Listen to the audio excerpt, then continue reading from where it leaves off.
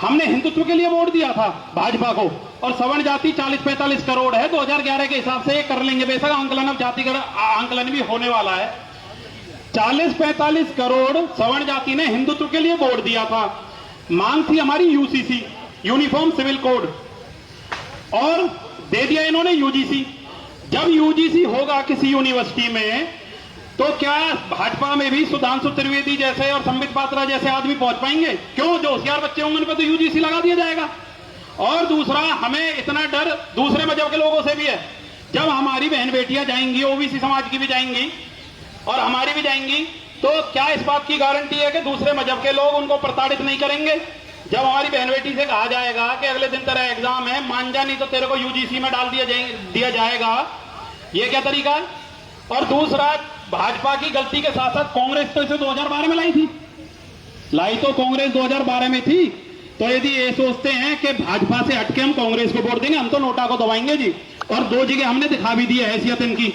तो हमसे जो इन्होंने गद्दारी की है वो बहुत गलत की है भाजपा सरकार ने। दूसरा, जो 40 नंबर ला के टीचर बन रहा है, क्या वो किसी बच्चे को 80 नंबर दिला देगा? ये टेक्निकल बात है, लेकिन स्वार्थों में डूबे पड़े हैं।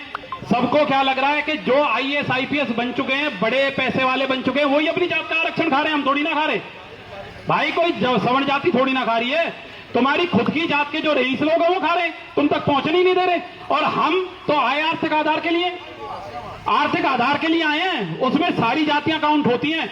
आपको ब्राह्मणों में, ठाकुरों में, जाटों में ऐसे ऐसे गरीब दिखा दूंगा, आंखों में से आंसू आ जाएंगे।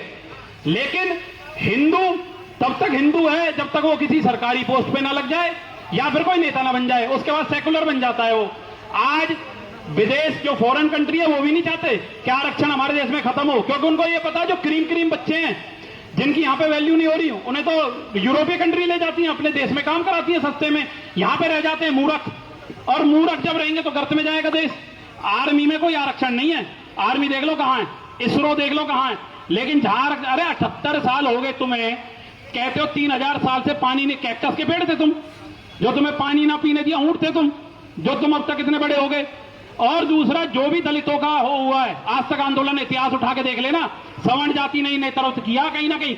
जब हमारे ही सारे नेता थे, तो हमारे नेता अपने लिए ना करके, हमारे लिए ना करके आपके लिए बच रहे थे। ये तो आपको कौन दे देता भाई आरक्षण?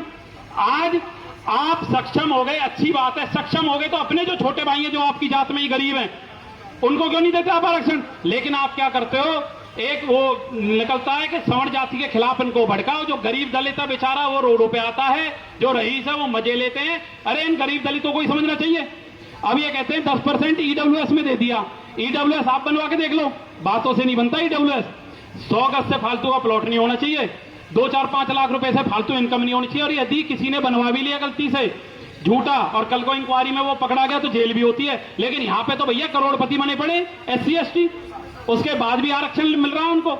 ये बिल्कुल पागल ना समझे। और मैं भाजपा सरकार से भी ये कह रहा हूं कि हम हिंदुत्ववादी लोग हैं, कहीं ना कहीं कोई और ऑप्शन जरूर आएगा हमारे पास, और नहीं भी आएगा तो नोटा दबाएंगे, हम नोटा दबाएंगे ठोक के।